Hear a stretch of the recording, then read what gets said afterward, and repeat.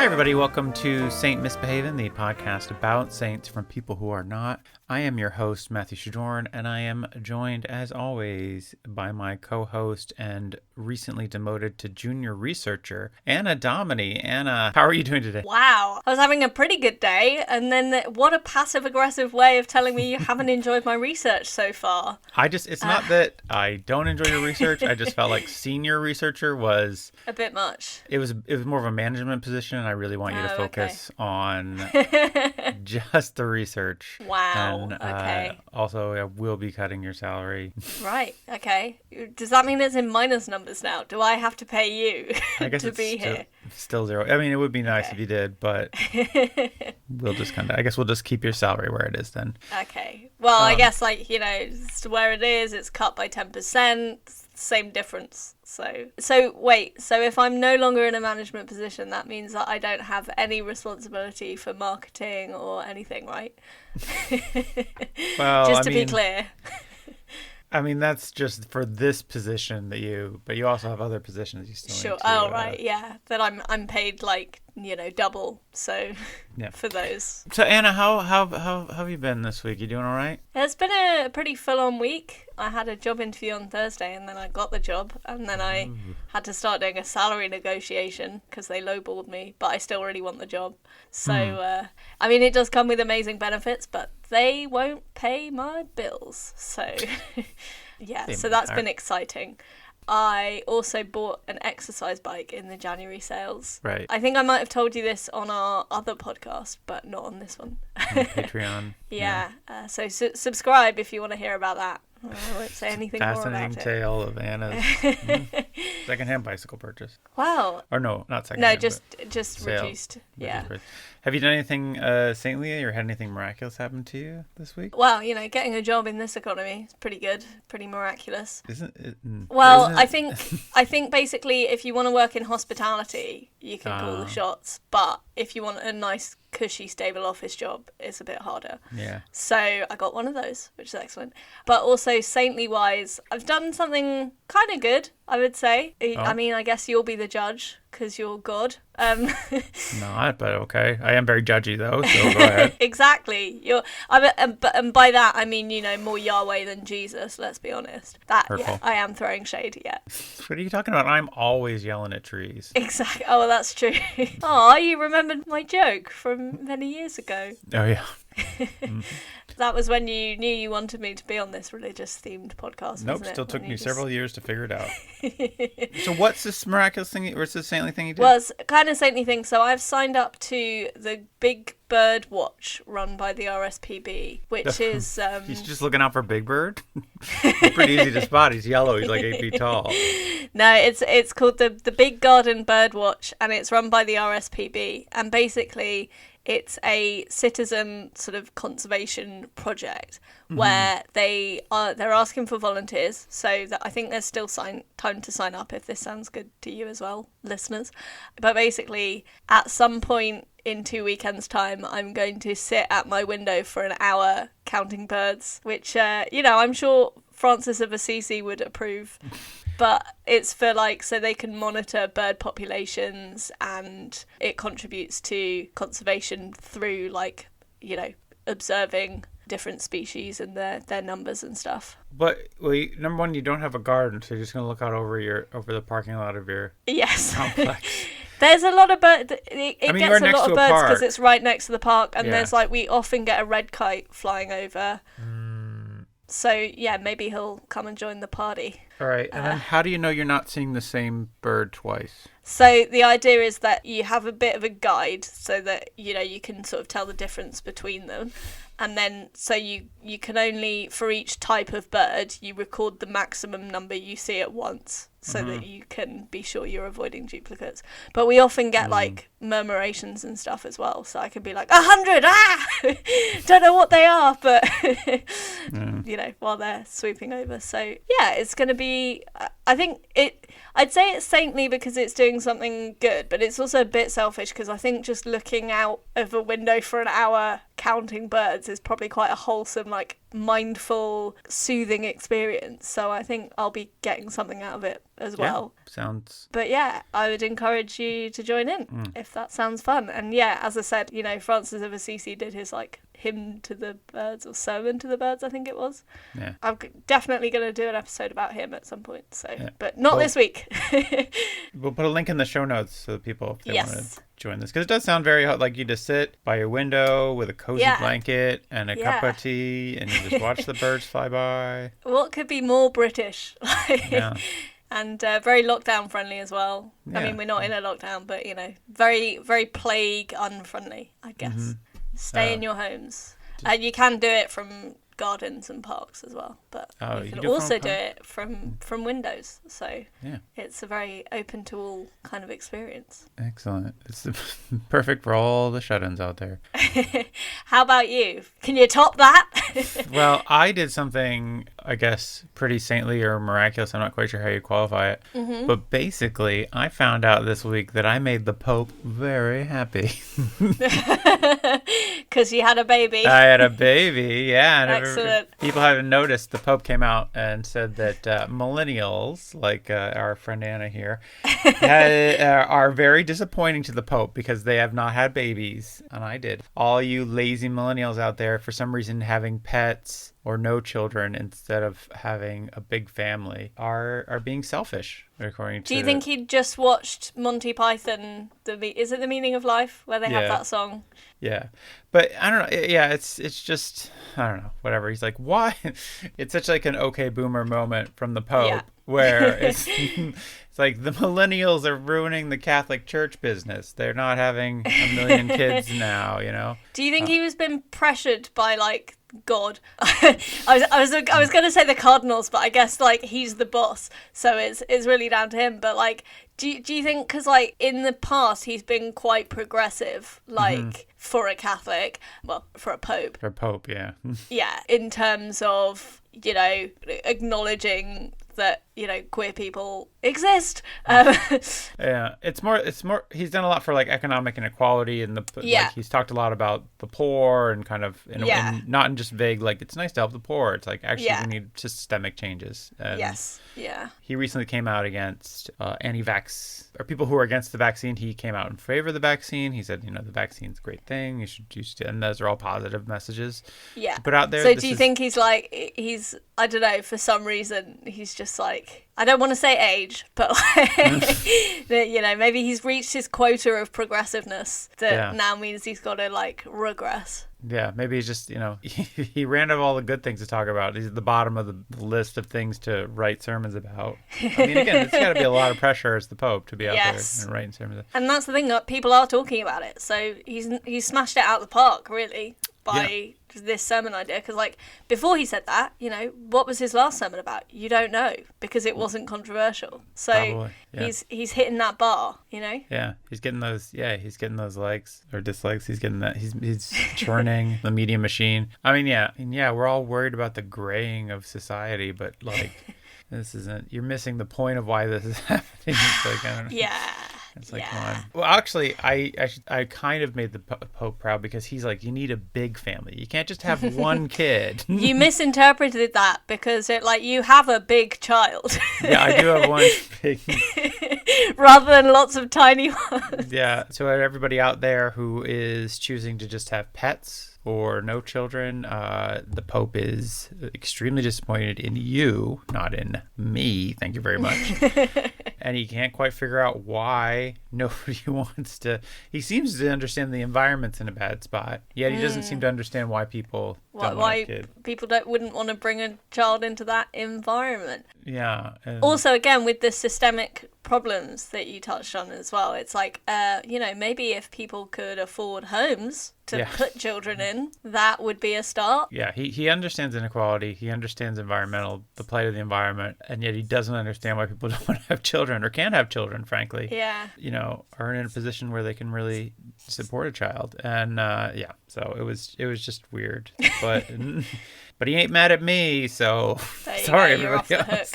No, but I mean, like, so I am planning to have children, but like not yet, and I feel like that's a responsible decision. So, and I am, as you say, I'm a millennial. I'm nearly 29. Like, so is he saying we need to hurry up? Because like that's worse from the perspective of the child if you have an unprepared parent. That's true. And you're very immature still, I think. Wow, okay. Hurtful. I'll have you know, until recently I was in a management position at a podcast, so Well, what happened there? Anyways, Anna, today is January 16th, 2022. Who is today's saint? Today's saint is Saint Fursey. Saint Fursey? Yeah, Fursey. Wait, there's no T. Fursey. Yeah. Okay. I'll send you the spelling in the chat. Oh, thanks. But it sounds a bit like Percy, I guess. Oh, Percy? I thought it sounded like first seat. Oh, Fursey. Which, as long as we're talking about it, can I say, please, people stop putting, like, fluffy tops on your toilet lids? I hate that. It's pretty gross and weird. First seat. Yeah. That is very unhygienic. And also, like, it often makes it too thick. And then when you put the toilet lid up when you're peeing as a man, sometimes it just falls right back down. And that's, I mean, in a way, we need more measures to stop men from leaving the seat up. So this is well, I guess that's true, but still, it's bad when the seat is coming down while you're in the process of urinating. Right. Yeah, I can imagine that would be an unwanted obstacle course. Anyways, so what's up with Saint Fursey? Is Fursey a man's name or a woman's name? Well, in this case, a man's name. But it's interesting you should ask, because in this story, there's a king called Anna, which I was very upset about. So because you wanted to be the first king named Anna? Yes. Yeah, exactly. So, yeah, for this Fursey, it's a monk's name. So there you go. So Fursey was born around 597 AD. C, we should say. A, B, C, D, what? I said AD, and then I corrected myself to CE. Oh, CE. Because that's the correct, accurate way of describing the year. Right. It's the non-denominational way of describing it. Exactly. So, Fursey was born in the region of modern-day Connaught. Oh, yeah, modern-day Connaught. Where? In Ireland. Oh, in Ireland. Yeah. He was supposedly the son of Fintan and the grandson of Finlog, the pagan king of the area. Wait, is this the same Finlog that came up in... Yeah, probably. In our Patreon episode about Finn McCool. No, it's a different guy. Oh, okay. St. Brendan, there was a Finlog. Ah, well, yes, actually. Well remembered. Because Brendan was his father's uncle. So there you go. We got a... He was his father. So his great uncle. Great uncle. Yeah. Okay, got it. So we've had Saint Brendan, and now here's his great nephew, Fursey. So is his sainthood just pure nepotism? It's just yeah, basically. Or is sainthood the family business? Yes, I would say so. Brendan and Nephews, Saints Incorporated. It's weird you should say that, because that's what the monastery was called. Wow. So if it's something and Sons or something and Co, do you think it would be shortened to like Brendan and Nev? I don't know. But Nibblings? Sons isn't short for anything. True, but Co is. for company, yeah, but I don't know. Yeah, I think you But yeah, I like Brendan and Nibblings. Nibblings. That's what you call nieces and nephews. Well, children of your siblings, because they might not be nieces or nephews, is the point. Oh, I see. I guess that's true. I guess I didn't realize it was a gender neutral. Yeah. Nibblings, though, makes them sound like a snack food you get at KFC. It's like, try our new 20-piece Nibblings box. If you're a cool aunt or uncle, it's like having children, but like the snack edition. Yeah. You don't have to fill up on parenthood. You can just have a nibble. Bite-sized flavors of parenthood. Yeah, that's perfect. It's a great analogy. Very disapproved of by the Pope, by the way. Yeah, I mean, I don't know how he would feel about recognizing gender neutral people anyway. So that is a whole kettle of fish. Anyway, so he was the grandson of Finlog, and his mother was Gelgis, which is Yeah. Ugh. I feel a bit sick. Galgies. Gilgud? Sorry if you're listening and your name is Gelgies. Maybe change it. Yeah, absolutely. I don't know. That would be, write in if your name's Gelgi. But we want to hear from you. It seems like a name that maybe people let go by the wayside after they realize that you should put vowels in names. It does not roll off the tongue in a pleasant way. No. But yeah, so I'm just going to call her mother. Okay. She doesn't really come up, but she was the Christian daughter of the king of Connaught called Eadfin. So another Finn who is a king. Right. As we've established in this period, you took Finn, which is a perfectly normal Irish name, and you had a nonsense syllable somewhere in it. Yeah. And that's how you got Fintan and Finlog and Eadfin. Eadfin. So, you can do it at the front, too. That was something we didn't learn in the St. Brendan episode. We thought it was just suffixes, but it's prefixes, too. There you go. So she was the daughter of the king of Connaught. So he's got king granddads on both sides, is the point. Very noble. So he's a little prince. Yeah, a little saintly prince. And he was baptized by great uncle Brendan, who at the time was ruling a monastery in the island of Oirbsen. Wait, did you say ruling a monastery? Well, like running one, I guess. Oh, it's like ruling is a very different vibe to the monastery than running it. Well, I don't know. Is it? Like, if you have to spend a lot of time in silence and it's quite regimented. I feel like if you're ruling the monastery, then something's gone wrong. Yeah, it's like it's against the monk's will. But if you're running it, they're just like, hey, thanks for doing all the admin so we can really focus on the prayer and stuff. Yeah. But if you're running it, it involves like you're whipping them and I don't know. And not that they don't like to be whipped, I guess, but they just want it on their own terms. Oh, that's very true, actually.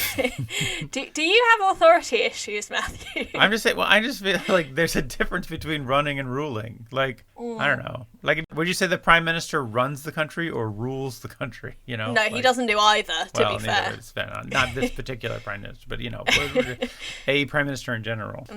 Yes. Anyway, the main stuff that we know about Fursey comes from the Venerable Bede, who is quite a big name saint who did a lot of history, I believe. The Venerable... Are you saying Bede? Venerable Bede. Oh. Have you not heard of the Venerable Bede? No, this is new to me.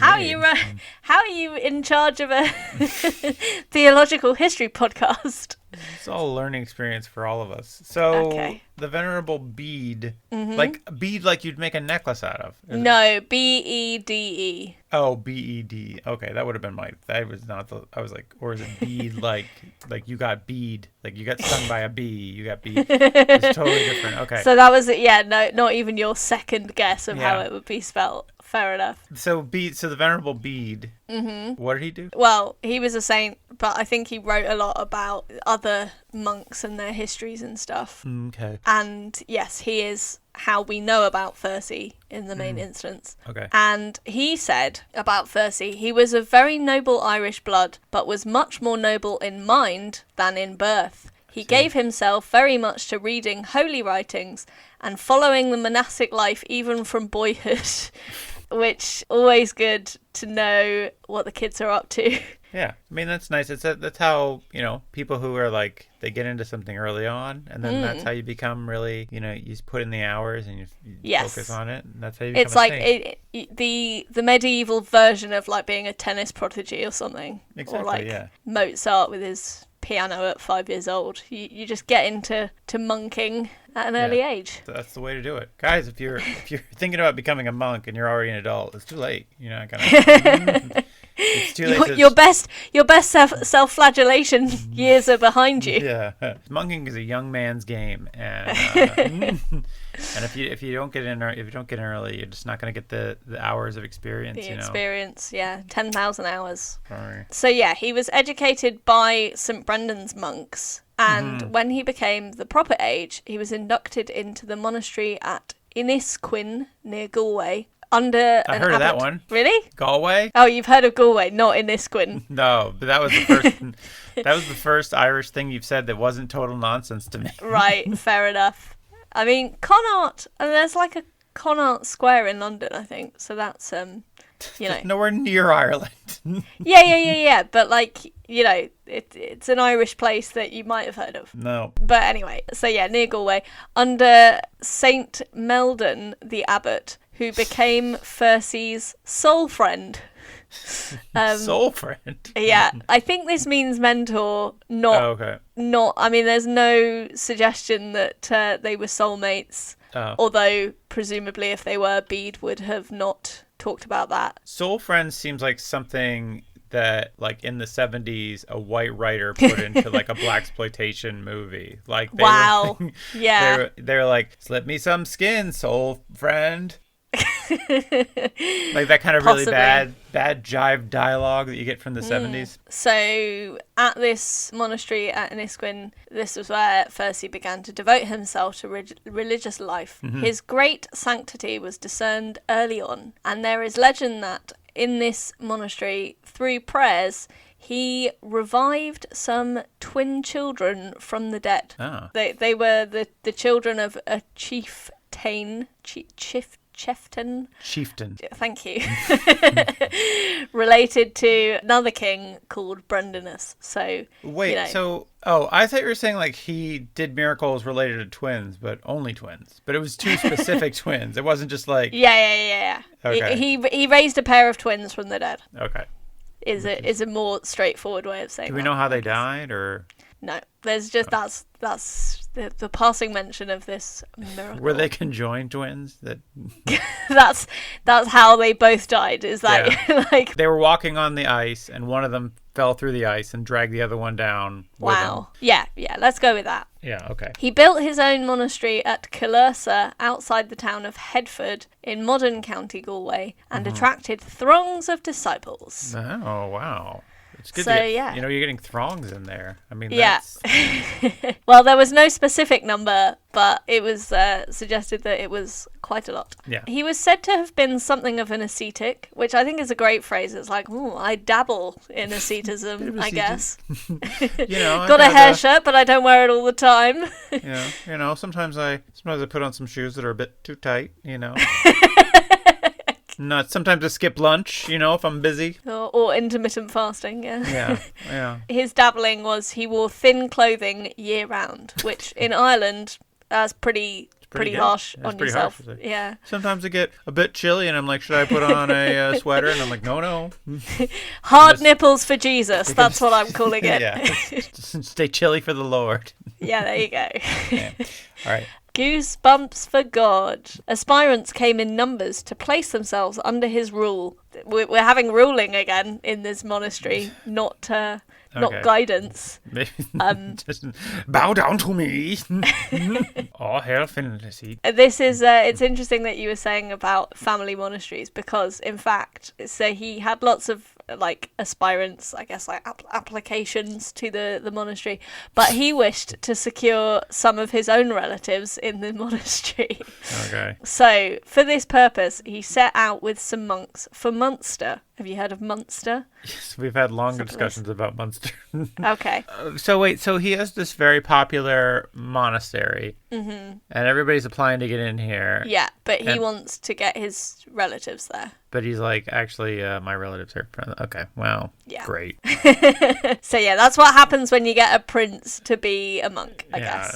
This is how they sell you the myth of the meritocracy. Yeah. And then it's just somebody's cousin slipping in through the side door, Yeah.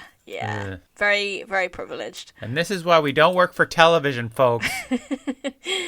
Start our own goddamn podcast. Yes, indeed. Not that you're bitter about this at all. No, I would never. Okay. So, yes, he set out for Munster with some of his monks, because that was where his dad lived. Oh. But on coming near his father's home, he was seized with an apparently mortal illness. Oh, no. He fell into a trance from the 9th hour of the day until cockcrow.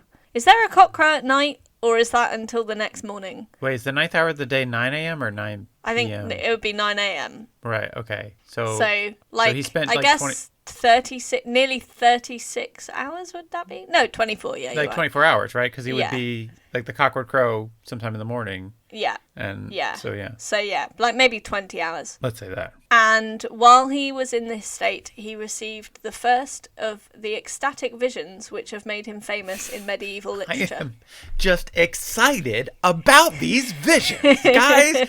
Let me tell you about the visions I had. I am Oh my God. I am so ecstatic. This is amazing. Quite. Well, in this vision, he was prescribed 12 years of apostolic labour. 12 years in apostolic labor. I saw that movie. It's very dark and hard to watch. Which he fulfilled in Ireland. And then, stripping himself of all earthly goods, he retired for a time to a small island in the ocean.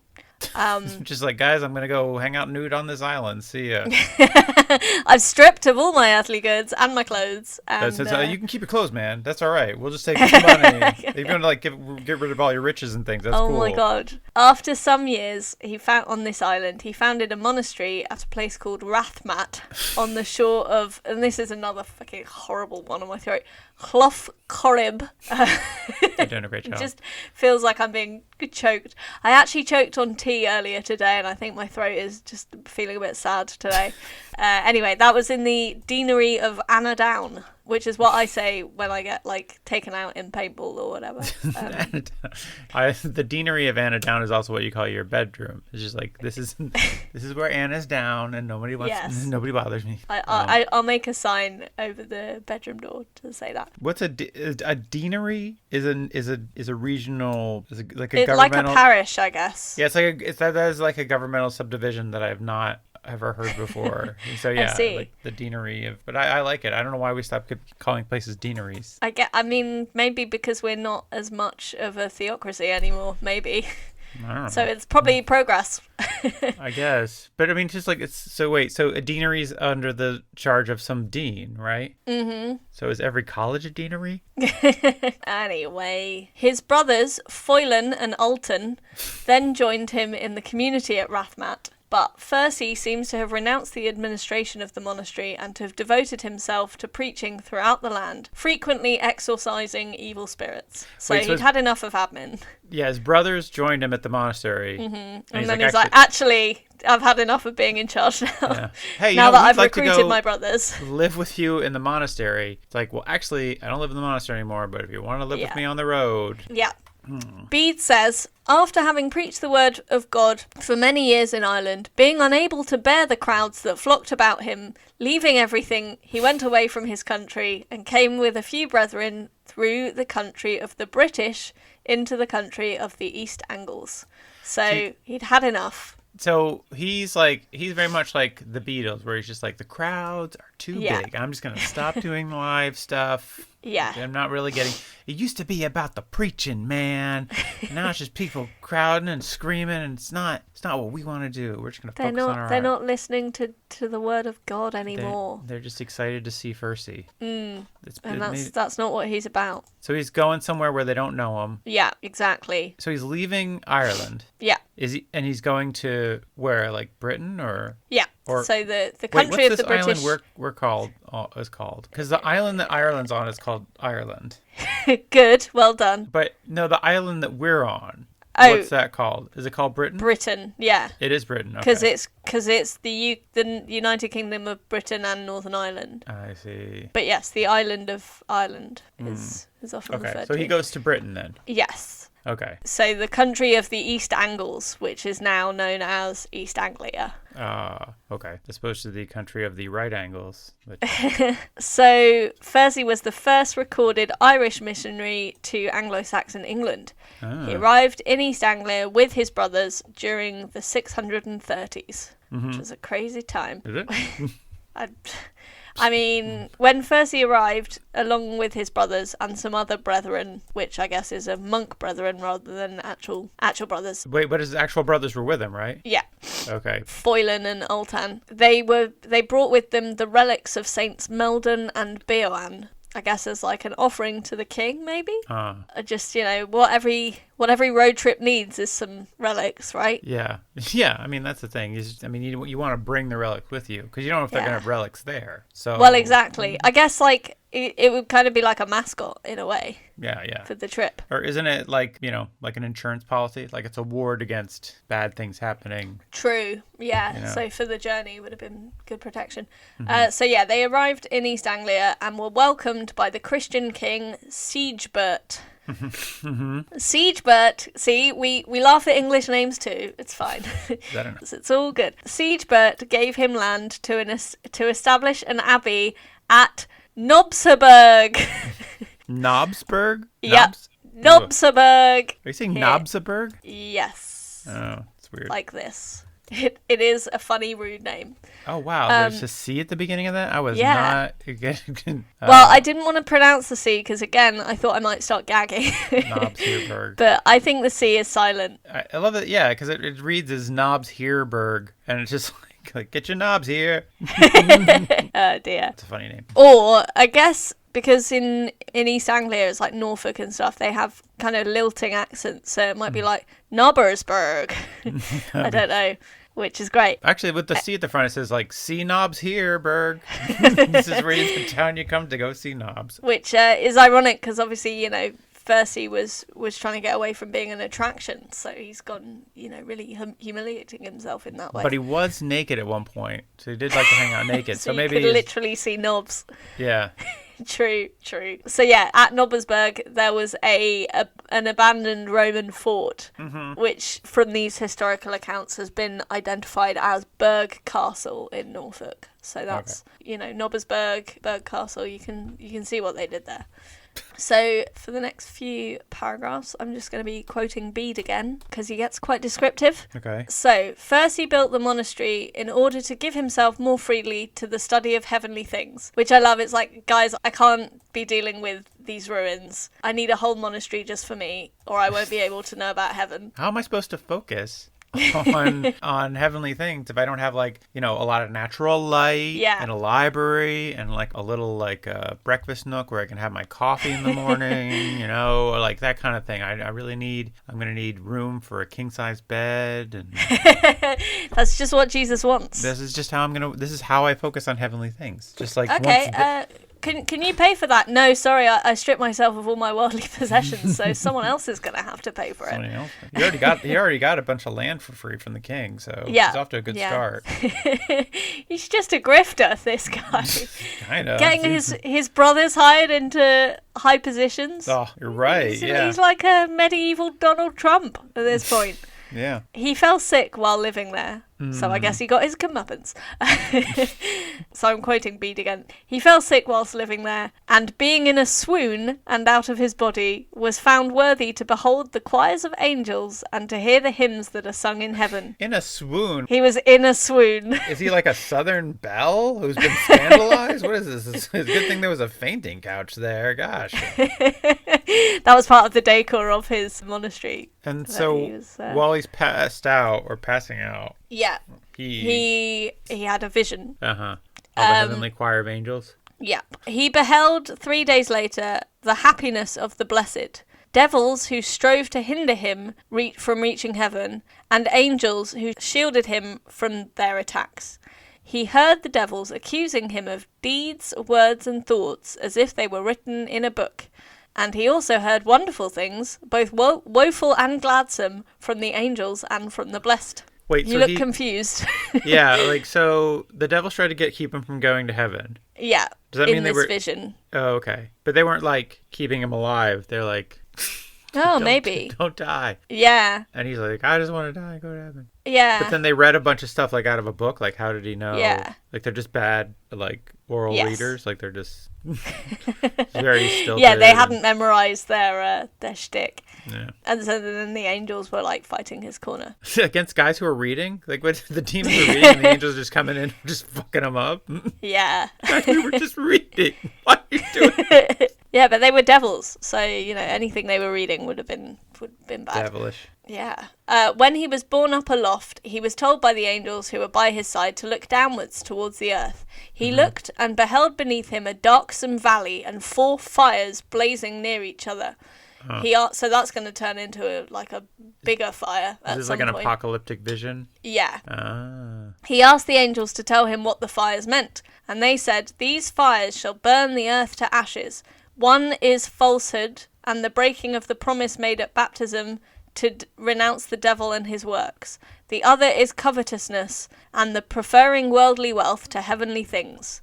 The other is discord and offending fellow men." The fourth is just a regular wildfire. We should just deal with that. Yeah, the fourth is global warming. Ugh. No, the fourth is wickedness and the robbery of the weak, which is good because, I mean, in a way, capitalism has been responsible for climate change. So, it is indirectly linked. Okay, so it's breaking promises, forgery. Wait, what was it? Say it Covetousness. again. Covetousness, attacking Discord the weak. with your fellow men. Discord, and then attacking the weak. Robbery of the weak, yeah. Okay. He then beheld the four fires mingle and become a great blaze. Uh-oh. So yeah, it's pretty apocalyptic. An angel made a pathway through it, and an angel flying with outstretched wings on each side of him warded off the flames. He saw devils flying through the fire. He then got a glimpse of heaven. This is like a circus act. This is like, see, death-defying devils, run through the fire, angels flying across the air. Definitely. This is like, oh, you just had a dream about a really cool circus. Trapeze Basically, guys and... yeah. As Fursey, led by angels, was going through the path in the fire on his way back to Earth, a devil laying hold of a person, so I guess taking hold of a person, whom he was torturing in the fire, threw him at him and burned him on his shoulder and cheek. People fight! Just throw in. But the angel threw him back into the Oh my god. That's awful. So the angel's joining in on this people fight. The guy being thrown just like, what? I thought the angel would help me out. Yeah. Hey, you know what? Frankly, I expect this from the devil. But you're meant to be one of the good guys. Yeah, I thought you were the good guys here. I really don't know. I don't know who to side with now because I was really angry at this guy, and then you threw me right back. And that guy was just having a terrible day. Do we even know who this guy was? He was just a random guy getting burned by angels. Dude, they just called him the human tennis ball. That was. Oh my god, that's awful. Yeah. So they're just playing catch with this human being. Yeah, I don't know what the divine message there is, but the devil then said to Fursey, "Do not reject him whom you before received, for as you accepted the goods of this sinner, so you should have a share in his punishment." What? So I think basically because the devil threw the guy at Fursey and it touched him, he was like, "You're tainted now," basically. No backsies. Yeah, exactly. So yeah, he's like, "Do you want this guy?" I'm like, I don't want this guy. First off, he's covered in burns. It's and gross. He stinks of like molten flesh. Yeah, he's like, it smells like burning hair and run. Like, of course I don't want this guy. You got any fresh guys? The angel answered on his behalf, "He did not receive it through avarice, but to save his soul." And then turned to Fursey, and the angel said, "That which you enkindled burned in you, for had you not received the money of this man who died in his sins, his punishment would not burn in you." Wait, so because he'd received money from this man? Yeah, who maybe. Was a sinner, yeah, that's a good point. He was so complacent. maybe he funded the mosque. The mosque. The mosque. Wow. Well, there I think it's where the sin is. That's where I think that might have been where he went wrong as a monk. That he just gets done and he looks up. There's a bunch of minarets. He's like, "Oh fuck again! Damn it! This looked completely different in my head, guys. I'm really sorry." Should have double checked those plans. So yeah, maybe the money for the monastery was from some corrupt guy. It doesn't really. I couldn't really find an explanation, but I guess the point is that like it was kind of a conversion experience because he'd been doing his monk thing and doing pretty well, but still like a hypocrite and privileged maybe. But with wait, his, didn't he with already his have a nepotism. conversion experience where he was just like gonna go get his family, and then he was like, "Oh no, I Yeah, can go live so on an island." And now, basically, in some accounts, both events happened, and in others, only one did. And like in some, it was when he was on the way to see his dad, and in others, it was after he'd started building the monastery in Knobsburg. So yeah. both can happen. Sometimes Good you point. get, you have an epiphany about something in your life, and then time And then goes you forget. on.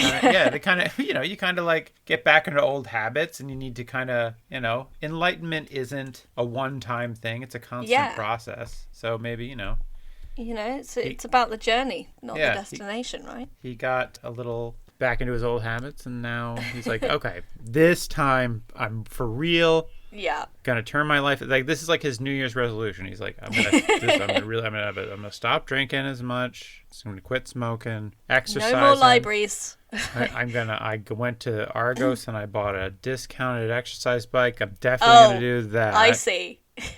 Well, I'll have you know, I've been using it every day since Sunday. So that's We're 6 15 whole days days. into the year, so let's see how that goes. There you go. Well, you got to start somewhere.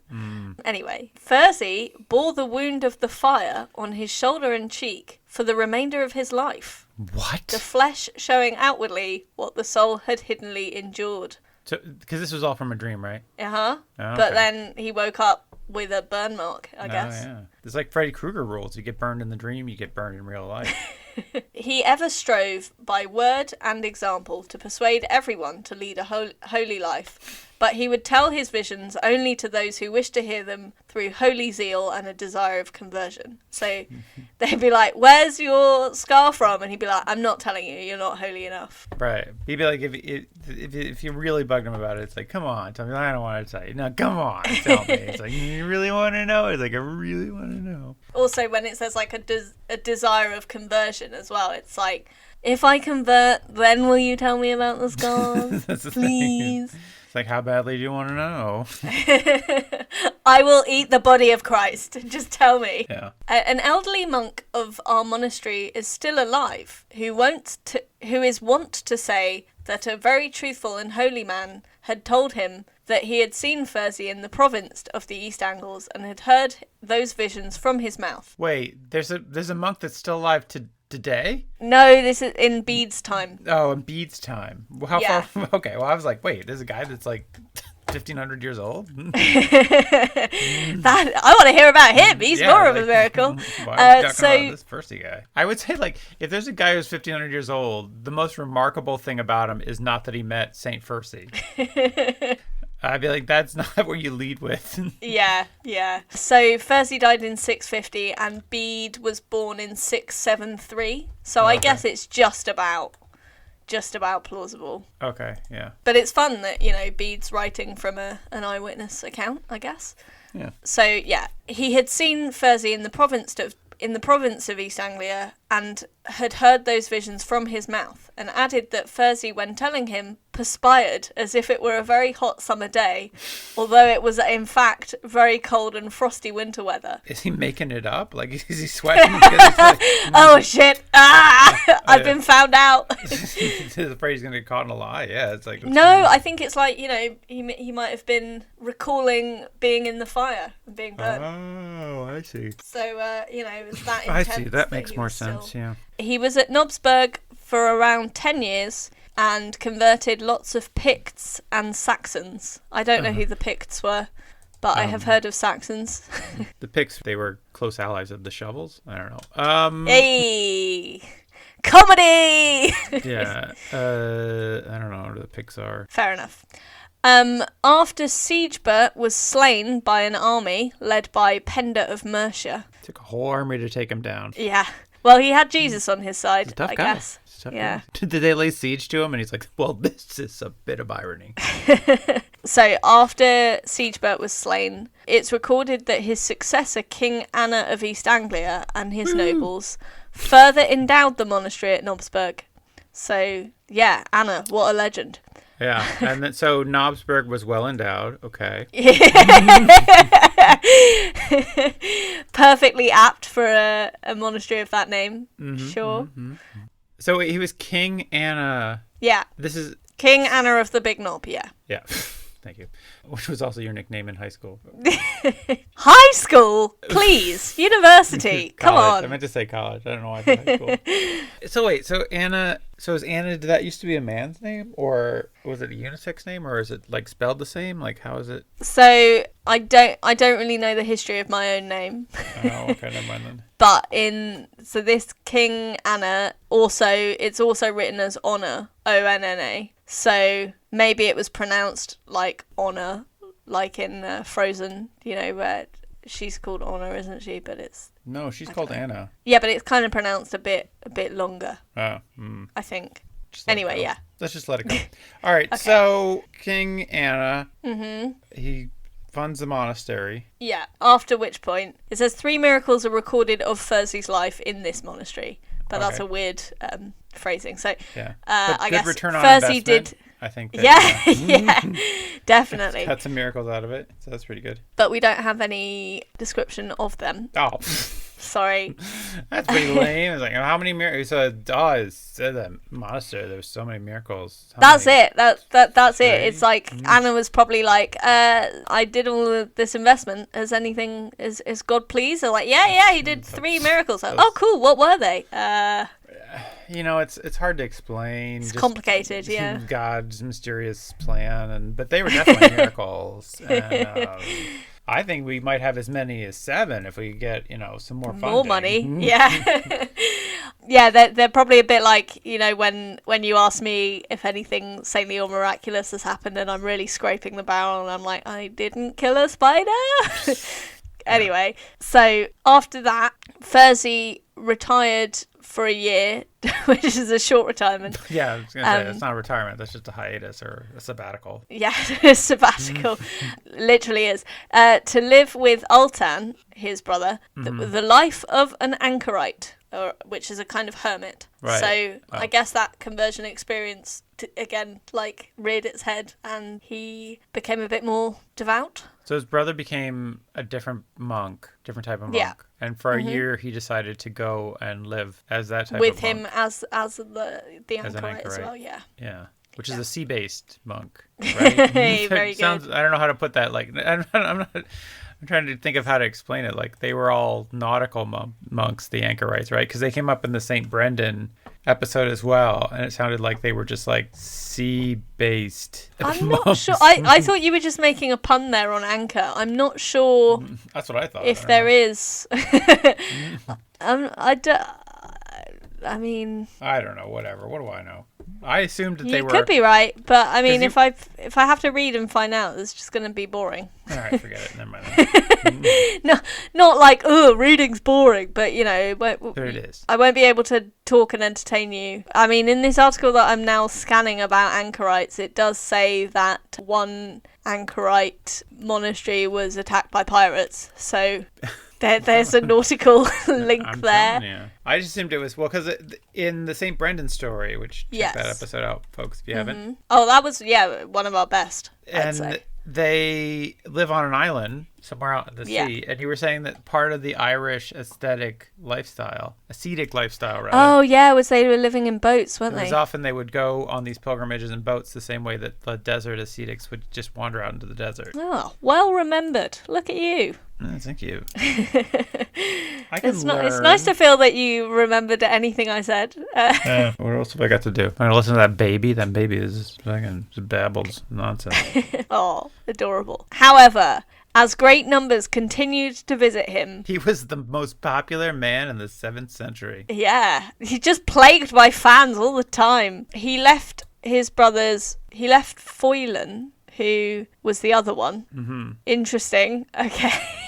This account seems a bit confused. So he was living with Alton, but he left Foylan. Oh, I see. Okay, sorry, no. He left Foylan in charge of Knobsburg, I think, and moved to France. So he's gone from Ireland, too popular, Moved to Britain, too popular. Now he's going to try France. Yeah. This doesn't work. Like, this Poland, Russia. Eventually, he'll get to the America. They're like over the Bering Strait and be like, right, famously, it's harder to break America. So Yeah, exactly. Yeah. It's too big. Yeah. Yeah. So, yeah, is that how this ends? So he proceeded to Logny in France around 644. He arrived in France in 648, which it doesn't say why the journey took 4 years. Yeah, 4 I years. don't know. The English Channel is not that big. Well, the crossing shouldn't have taken 4 years. How far into France is this? Oh, that's a good point. Even so, I think even if you walked it, it shouldn't take 4 years to get from Britain to France. So I don't know what happened. He's taken in the sights, you know? Really taking his time. Yeah. Where's he got to be, really? I'm looking at Logny. It's near Paris. Oh, okay. So fairly inland. Well, not compared to a lot of France, Yeah. I guess. But it's still fairly centrally located. It's not like he had to go up Yeah, through into mountains or anything. up in the Alps or something. Like No. So I don't know why it took him 4 years. Maybe, in fact, it's that one source that said he left in 644 and the other saying he arrived in 648 were, in fact, I see. not communicating with each other. Right. On his way, he passed through Pontieu in a village near Mézerolles. Okay. Wait, the town is miserable? It's called Miserable? No, it's called Mézerolles. Thank you. Miserable. He found grief and lamentation on all sides, for the only son of the Duke Hasten, the lord of the area, was dead. Lord Hasten is always in a hurry, by the way. It's very... Nice. Whatever. At the intercession of Fursey, the body was restored. What? So he's resurrected another child. At the intercession. Hey, do you mind if I intercede here? He is dead. Guess the point is he's kind of pals with God at this point. So he goes in and he prays, and then the hasty... Was it the hasty Duke? Duke of Hasty? Yeah, What? Duke Hasten. Duke Hasten, yeah. It's interesting. It seems he only resurrects children of aristocrats. That's awfully convenient. Yeah. Not a lot of money in resurrecting poor kids, is there? Well, I guess the thing is, like, if you died of being poor, say, Right. for example, not having enough food, then if you get resurrected, same thing's just going to happen again. And it's like, just let them be out of their misery, I guess. It's like you're bailing out a leaking boat there, buddy. It's not, there's no point to it. But, I say interesting because, instead of resurrecting rich kids, he could have done some miracles like, feeding poor kids. Yeah, but no. you're not getting any monasteries built, Good resurrecting point. poor kids, Well, it's interesting you should say that because first he was planning to build a monastery and he was looking for somewhere to build it. And in gratitude for resurrecting his son, Hasten begged Fursey to build his monastery on Hasten's land. Which he gave Fursey, or? No, he declined it. Oh. But ironic because it is in fact the place where Fursey eventually himself died. Ah. So, bit odd. Because Hasten murdered him. He's like, you won't build a monastery for me. Yeah, he insulted him, yeah. Yeah. His sanctity was a topic of conversation that came to the attention of French kings and nobles who vied with each other to attract him to their territory. This is why it took him 4 years to get to that spot. 'Cause he was constantly being like... You're just being vied for. All these nobles being like, oh, I've heard you're very saintly. Why don't you come over and visit me in my house? And I don't know, maybe resurrect a kid or two, I guess, while you're here. Well, maybe that's why it took him so long to walk as well. It's like resurrecting kids really takes the wind out of your sails. It does. Pursuing his journey to Neustria, he cured many infirmities on the way, although probably just for rich people. Yeah. For the rich. It's understood. He converted a robber. I mean, maybe he also helped poor people, but no one was around to write about that. So if we're giving him the benefit of the doubt, let's say that happened. It's not as glamorous to say that he went to some shack and cured some poor kid's broken leg or whatever. Yeah, and then the dad was like, I'll give you my favorite piece of wood. Or something. Here, take this rat-chewed blanket. It's all I own in this whole world. Oh, that's why Fursey didn't like wearing many clothes. He's like, ugh, no, thank you. I'll just pretend I don't like any fabric. Let us treat you to a glorious meal of gristle. 7 kinds of gristle here. Ooh. He converted a robber who had attacked the monks in a wood near Corby, and his family. So he converted the robber and his family through miracles. Through miracles? It Yeah. makes it sound like he did some sleight of hand. Why do you need to rob me when there's a quarter right behind your ear? What? It's God is possible. real. Let me go tell my family. I renounce my life of crime. Which again, though, like a rubbish target for your miracles, because, like, you know, property is theft. So he's upholding capitalism by making robbers stop robbing.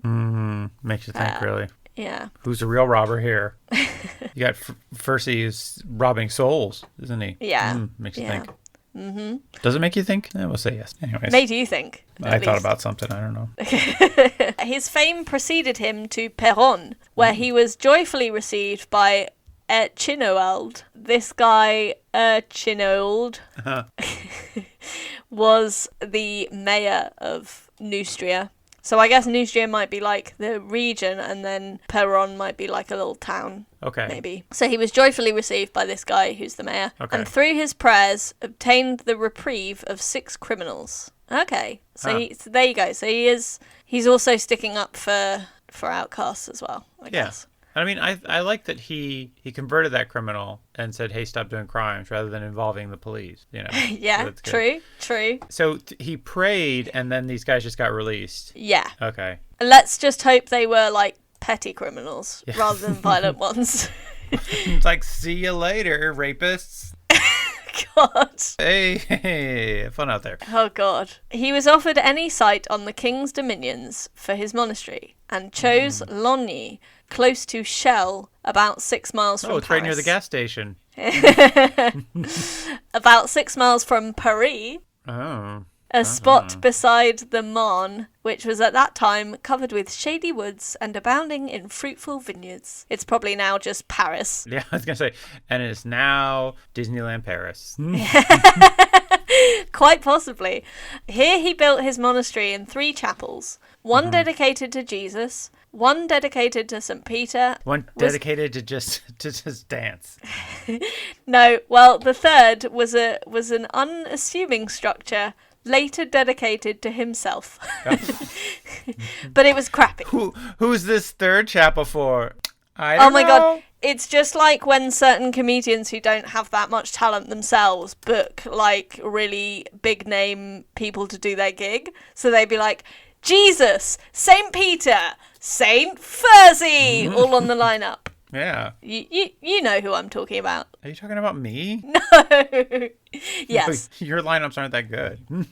That's what it sounds like you're saying. Anyways. His journeys continued, and many churches in Picardy are dedicated to him. He received some premonitions of his end and set out to visit his brothers for one last time. Are premonitions of his end mean like he was attacked by a bunch of people? No, well, no, I think he had more visions about death, probably. So he set out to visit his brothers Foylan and Alten, who had by this time recruited the scattered monks of Nobbersberg and re-established the monastery. So I think what happened to Knobsburg while we were gone? Well, clearly something went down. Well, because there was a war advancing when he left, right? Right. So maybe it had to go underground for a bit, and then they sort of regrouped it. Oh, yeah. Then the monks are like, I'm going to fuck off until this blows over, so see you later. Yeah. But he died on the journey.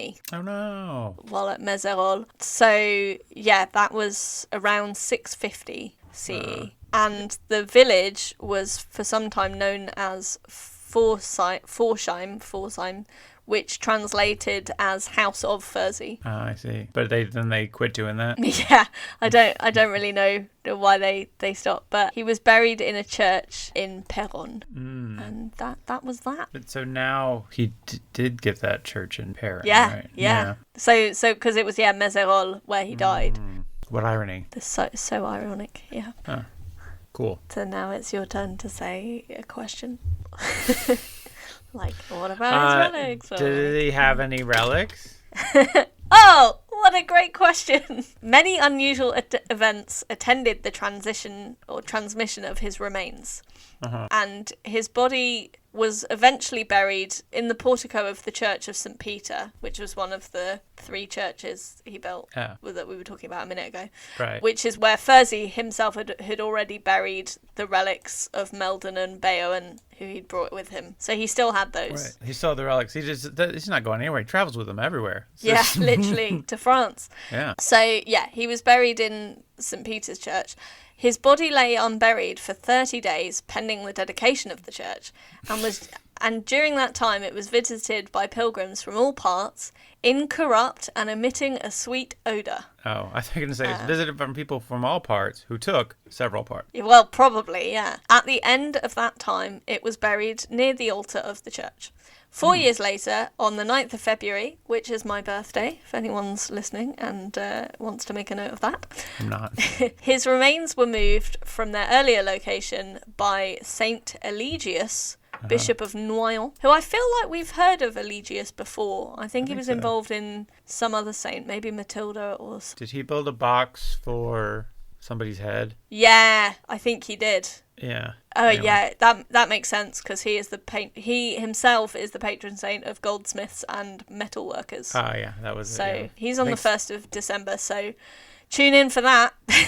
All right. I may have said that last time we mentioned him, which means that we have, again, maybe skipped a year or something. All right. When is the 1st of December this year? Probably at the end of November. It's a Sunday, so there we go. We'll do him. All right. You don't sound as excited as I thought you would be. We make this claim about a lot of people, and we don't follow up because we forget. True. But it's fine. Yeah. So, yeah, his remains were moved by Eligius and Cuthbert, who was the Bishop of Cambrai, to a new chapel specifically built to hold the remains to the east of the main altar. Okay. So in the same church, I don't know why they're like really fussy. Maybe it's something to do with the feng shui and like the relics are just not quite in the right place. Right. So it has to be in it's dedicated chapel and just to the east of the altar. Yeah. It's otherwise the whole flow is messed up. Otherwise. But probably because of his affinity for mosques as well. Yeah. Had to be in the east. I was like, he kept moving east. Like he started out in Ireland, he ended up in France. He just needs to be a little bit further east. Yeah, exactly. At all times. So yeah, that city, Mézerolles, would later become a great centre of devotion to him. So yeah, that's his relics. So they moved around a bit. But they didn't get split up? That's nice. It doesn't sound like it. What about miracles? Well, he is resurrecting a load of people and converting robbers. Not enough for you?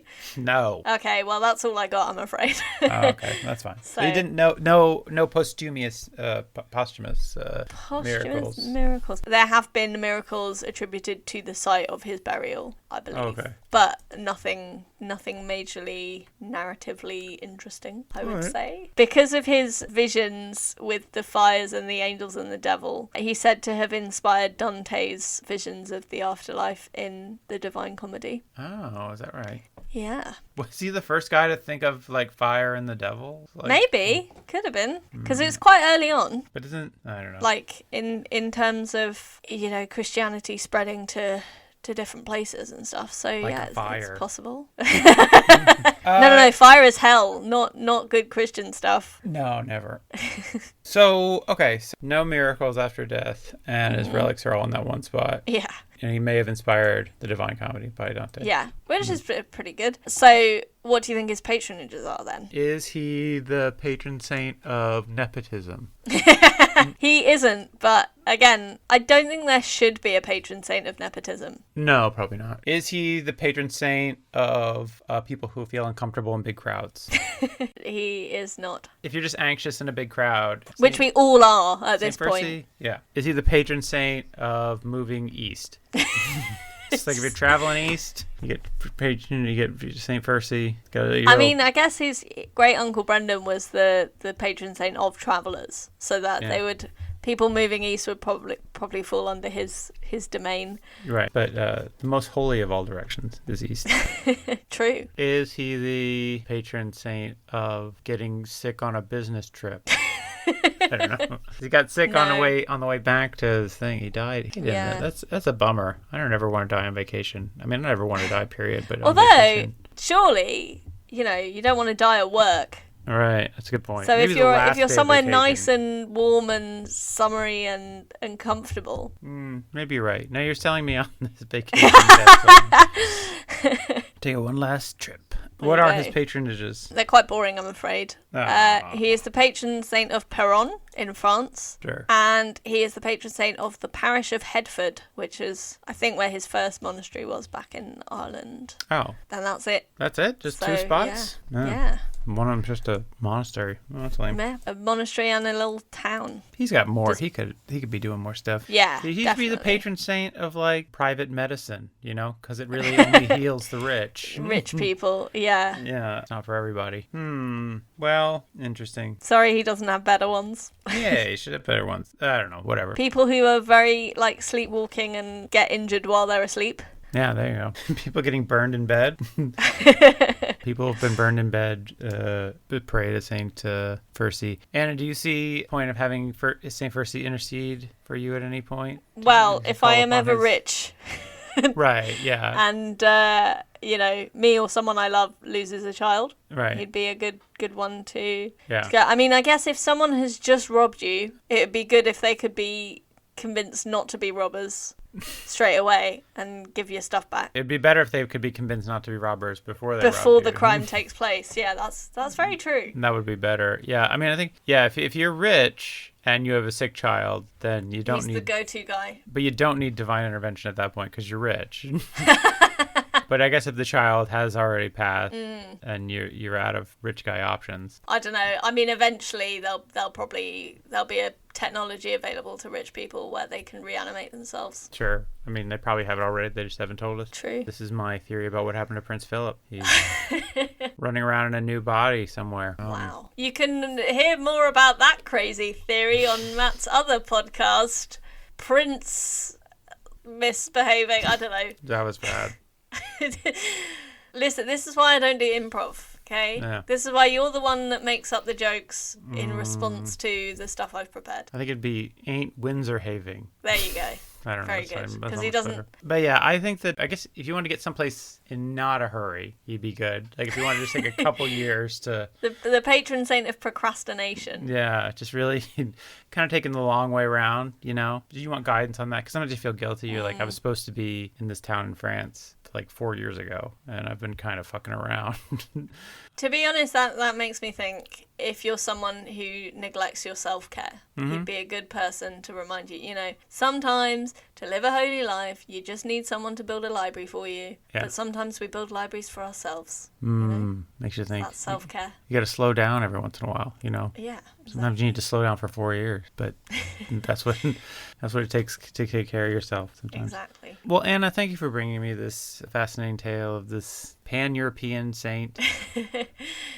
Always, he's like a compass, just always like moving eastwards. Yeah, it's like if you need to know what direction you're going, just see what direction he's going, and it's east. So you can orient yourself around him. Yeah, you're welcome, and have a blessed day. Bye. Bye.